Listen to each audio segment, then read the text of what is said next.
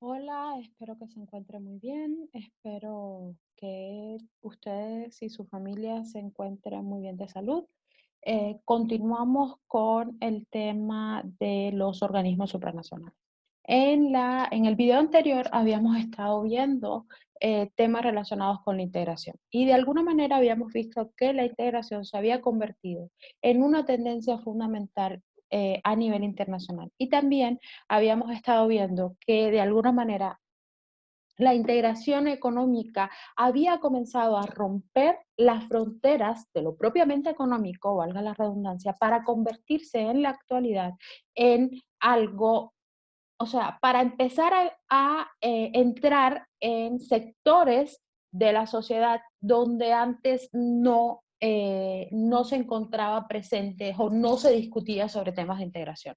Ejemplo de ello, la cuestión política, ejemplo de ello, la cuestión militar, ejemplo de ello, la cuestión de inversión y desarrollo, ejemplo de ello, la tecnología.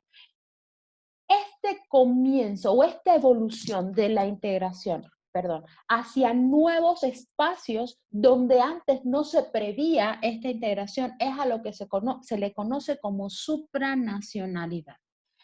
Si vemos, o sea, qué significa supranacionalidad? Pues el prefijo supra significa por encima de nacionalidad, pues tiene que ver con el sentido de pertenencia, o si quieren, lo nacional, tiene que ver más bien con el sentido de pertenencia o las, digamos, derechos y deberes que tiene un Estado para con su población.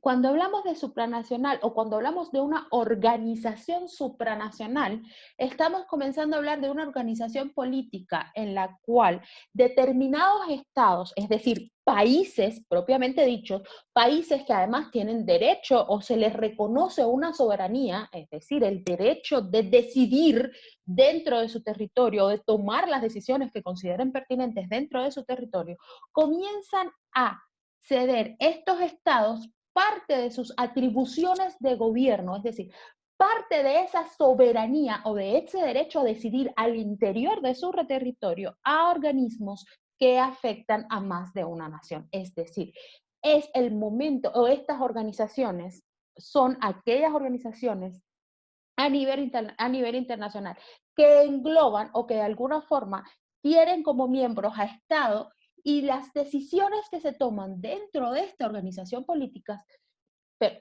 perdón, comienzan a ser de obligatorio cumplimiento para los Estados miembros de la misma. Por eso es que estamos diciendo de que van a ceder parte de sus atribuciones de gobierno, porque esas atribuciones de gobierno van a ser o van a comenzar a ser ejecutadas o van a comenzar a ser parte o van a comenzar a ser ejecutadas o van a ser tomadas por esta organización supranacional que va a decidir y el Estado, en tanto consideró o se firmó miembro del mismo, de esta organización política, pues va a comenzar a tomar o va a comenzar a acatar las decisiones que tome la organización supranacional a la que pertenece. Por tanto, su posibilidad o su soberanía, es decir, su derecho a decidir sobre su territorio, va a quedar limitado por ese, digamos, entrega de atribuciones de gobierno a esta organización supranacional a la cual debe respetar en tanto miembro de la misma. Es decir, yo como Estado necesito comenzar a respetar las decisiones de la organización supranacional a la cual yo pertenezco.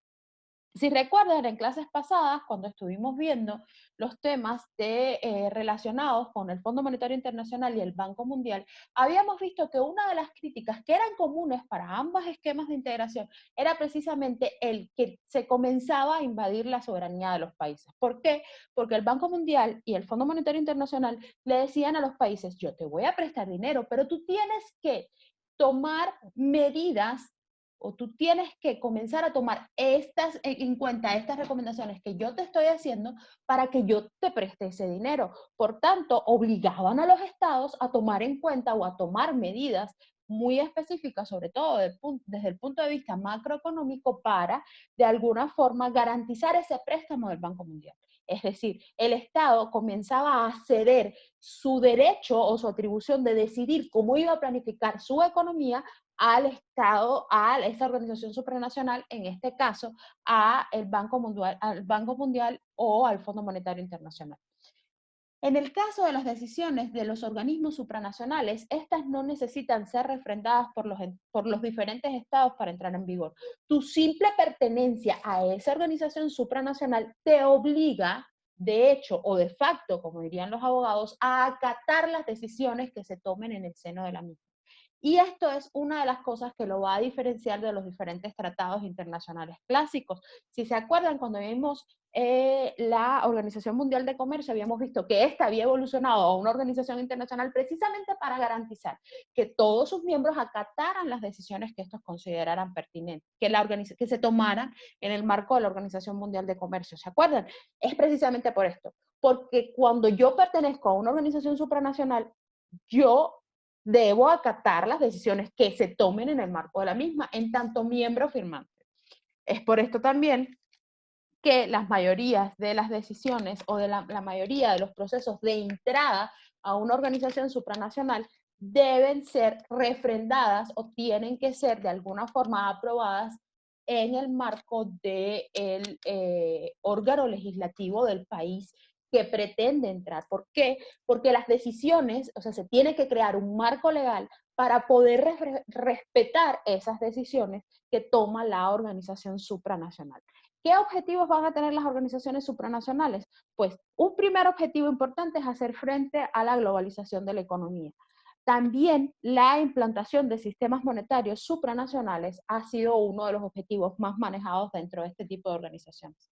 La regulación de las transacciones internacionales también es un elemento importante, igual, así como la preservación de los derechos humanos. En el caso de las transacciones internacionales, yo creo que es uno de los elementos que a ustedes más les interesan, tanto a estudiantes de comercio exterior y aduana, y es el momento o el proceso, o sea, es en el caso de los organismos supranacionales, es garantizar que la mayoría de los miembros o que todos los miembros de ese organismo supranacional comiencen a hablar el mismo idioma en materia de transacciones internacionales. No se trata solamente de la eliminación de aranceles o de barreras no arancelarias, también estamos hablando de que se maneje una documentación uniforme para todos los países miembros de esta organización, también que los procedimientos para aduanas sean similares y pueden llegar al punto de tener exigencias similares en materia de empaquetado, etiquetado, tiempo de caducidad, entre otros muchos elementos, como es el caso de la Unión Europea.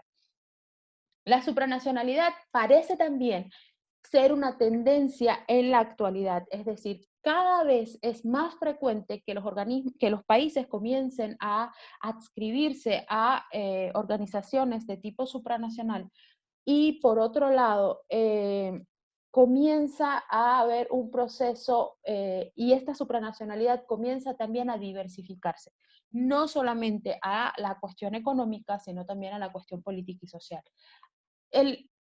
Los especialistas reconocen en estos momentos dos tipos de integración. Una integración que se conoce como integración silenciosa, que se conoce, también conocida como integración real o de facto, y hay una llamada integración formal o de jure, como se diría en latín. La integración de jure o la integración formal sería esta en la cual existe la firma de un tratado para la adscripción, perdón, de una organización, de un país a un esquema supranacional. Sin embargo, la integración silenciosa parece ser la más frecuente en la actualidad y es cuando los procesos de integración son fomentados por agentes microeconómicos con un papel supuestamente marginal en los gobiernos. ¿Quiénes son estos agentes económicos? Las empresas, los productores. Incluso las ONGs o otro tipo de agente geopolítico importante puede de alguna forma comenzar a fomentar procesos de integración silenciosa que de alguna forma puedan comenzar a reducir de manera relativa el papel del Estado en la consecución de estos procesos integracionistas. Es decir, el Estado comienza a ser un actor menos importante. Ojo, no es que no sea un actor importante, pero sí comienza a perder importancia en tanto actor generador o actor estimulador de los procesos de integración. Ese tipo de acciones, sobre todo a nivel de integración silenciosa, que como les dije anteriormente es la más frecuente en la actualidad, comienza a reducir el Estado como, digamos, un actor importante, comienza a reducir la importancia del Estado en la consecución de estos procesos de integración. En la actualidad, la supranacionalidad asume nuevas caras o asume nuevos rostros o nuevas características. La primera de ellas es que ya no solo se concibe como un fenómeno exclusivo, de carácter exclusivamente comercial, es decir, en la actualidad no, los procesos de supranacionalidad no se van a limitar solamente a cuestiones comerciales. No se trata simplemente de eliminar barreras arancelarias. Vamos a ver que hay esquemas de cooperación y de integración supranacional que sí, pero son los menos. Cada vez más los diferentes esquemas supranacionales intentan profundizar sus procesos de integración y llevar o intentar integrar nuevos temas de la vida social dentro de ellos. Se comienza a coordinar políticas en los ámbitos institucionales o intergubernamentales, se comienzan a ver vínculos extraeconómicos, sobre todo vínculos relacionados con la cultura, la salud pública, los aspectos políticos, entre otros muchos elementos. Por ejemplo, la cultura es un aspecto donde se ve muy rápido el proceso de integración económica, en cómo nos alimentamos, de repente nuestros hábitos alimenticios comienzan a cambiar como resultado de los procesos de integración económica, qué consumimos desde el punto de vista de la industria del entretenimiento. Si no existiera un Netflix, a lo mejor no consumiríamos tantas series españolas o no consumiríamos tantas series gringas, entre otros muchos elementos. Y además, la supranacionalidad ha demostrado algo muy importante y es el fin del mito de que el manejo arancelario resulta ser más eficiente y efectivo para lograr éxitos en los mecanismos de integración. Es decir, la integración no se debe limitar y esto lo ha demostrado precisamente la supranacionalidad.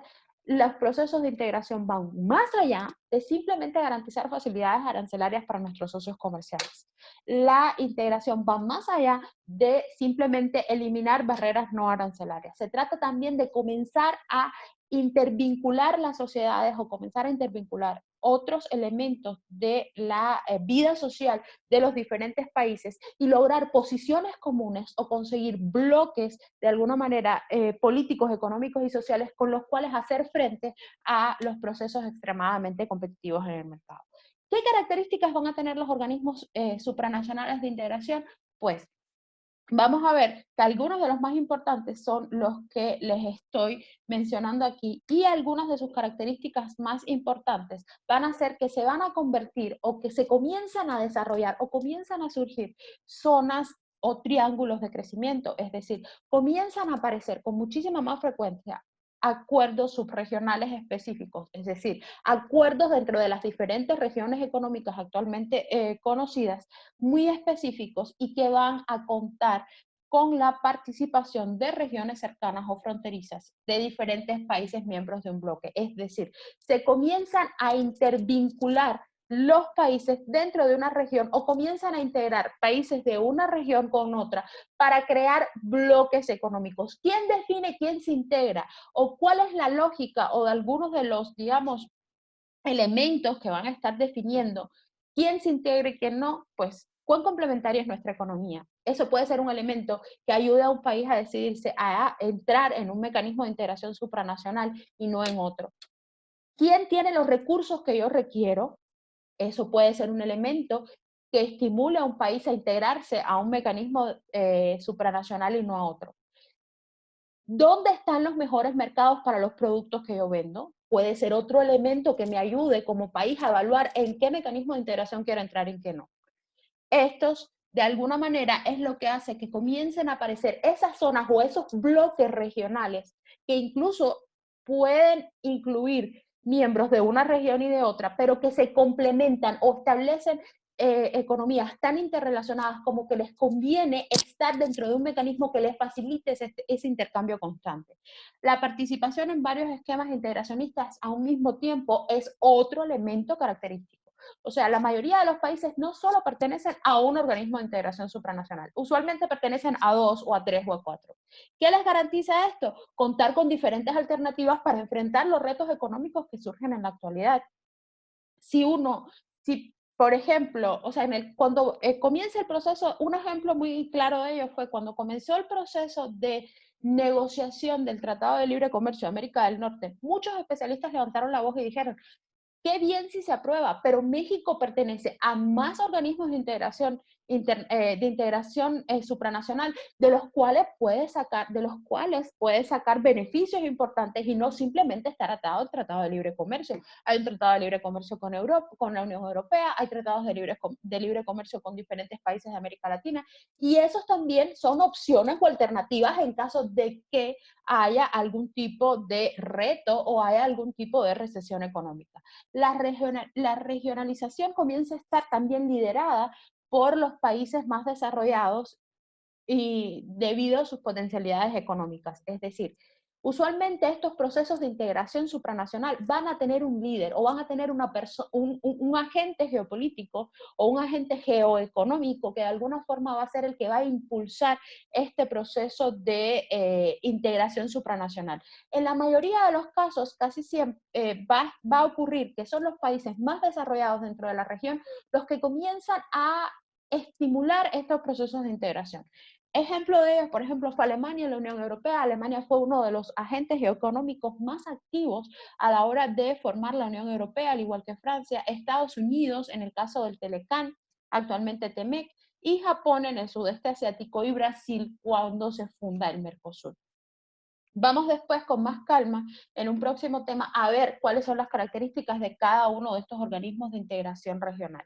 El surgimiento, de alguna manera, de la integración económica, vamos a ver que comienza a generar un nuevo regionalismo. Y esto es algo muy interesante y ejemplo claro de ello es la Unión Europea. La Unión Europea de repente no solamente comienza a ser los diferentes países miembros de este organismo de integración supranacional, sino que además comienzan los habitantes de este lugar, comienzan también a ser parte de un Estado, de algo más. Y no solamente son españoles, italianos, franceses o alemanes, sino que también son ciudadanos de la Unión Europea. Por tanto, se comienza a presentar un signo de mayor permanencia y durabilidad que la anterior ola integracionista. Es decir, no se trata de que España es mi socio comercial o no se trata de que Estados Unidos es mi socio comercial, sino que comenzamos a formar parte de una misma identidad o nos comenzamos a entender como más iguales que diferentes. Y esto garantiza la perdurabilidad de estos organismos supranacionales de integración, sobre todo a largo plazo. Hay una participación de los tres centros de poder en estos diferentes procesos, es decir, Estados Unidos, Europa y China o Asia.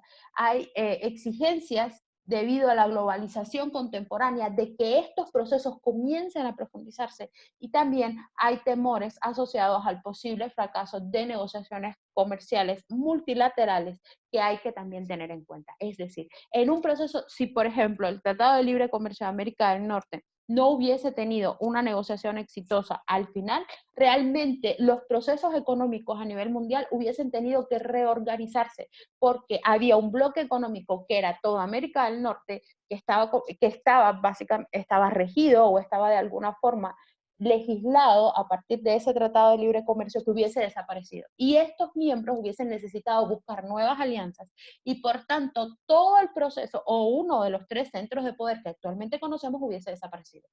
Y esa desaparición hubiese tenido implicaciones importantes desde el punto de vista económico a muy corto plazo si esto no hubiese ocurrido. ¿Cuáles van a ser las consecuencias de estos organismos supranacionales de integración?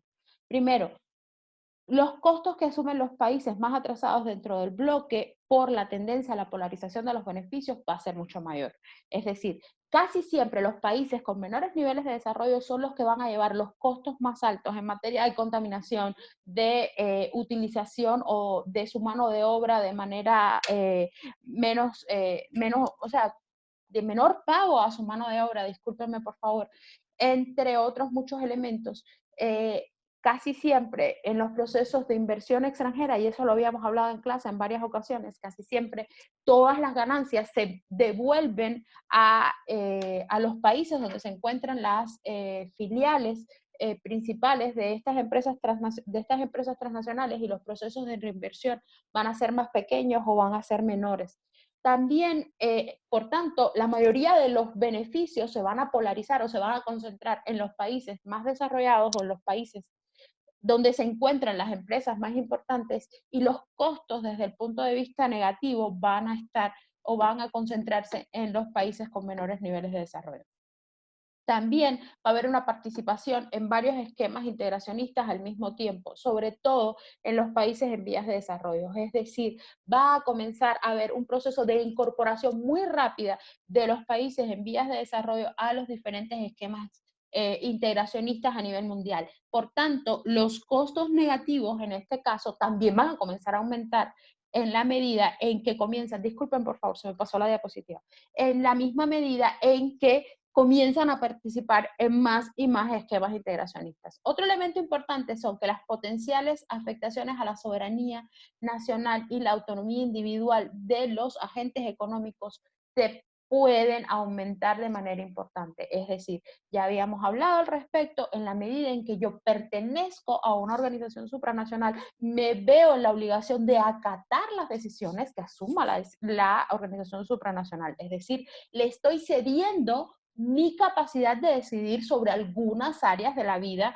económica, política y social de mi país, y en esta misma lógica puedo ver afectada de manera importante o de alguna manera la soberanía y la autonomía individual de los agentes económicos, como es un ejemplo de lo anterior, es por ejemplo la Unión Europea comienza a, como parte de su proceso de organización productiva, comienza a entregar a los diferentes miembros o comienza a repartir cuotas de exportación de productos, como es el caso de la leche, los alimentos, entre otros muchos, a los diferentes países miembros. Por tanto, esto implicaba que un productor de leche español solamente podía exportar cierta cantidad de leche dentro del área de la Unión Europea. Por tanto, esto no permitía que ese productor pudiera de alguna forma trabajar de manera competitiva dentro o pudiera de alguna forma explotar todas sus capacidades, porque estaba limitado precisamente por estas regulaciones de la organización supranacional. Y finalmente se rompe de alguna manera o comienza a romperse la concepción tradicional de región geográfica y comienza a aparecer una continuidad territorial, sociológica y cultural que se articula en función de las necesidades, o de alguna manera se articula en función de los intereses políticos, económicos de esas organizaciones supranacionales. Es decir, ya no solamente somos un país, sino que también ese país comienza a formar parte de un bloque económico que también va a tener posiciones desde el punto de vista político, que también va a tener posiciones desde el punto de vista social, y esto de alguna forma lo vamos a ver con más calma en el siguiente video, donde vamos a estar revisando algunas de las organizaciones supranacionales más importantes que existen en la actualidad, y en esa misma lógica también vamos a estar viendo cuáles son sus principales características. Entonces, hasta aquí el tema que vamos a estar desarrollando hoy, y en un próximo video, como les había dicho con anterioridad, vamos a estar viendo algunas organizaciones supranacionales, sus características y cuáles son sus implicaciones a nivel internacional. Muchísimas gracias por su atención y nos vemos en un próximo video. Hasta luego.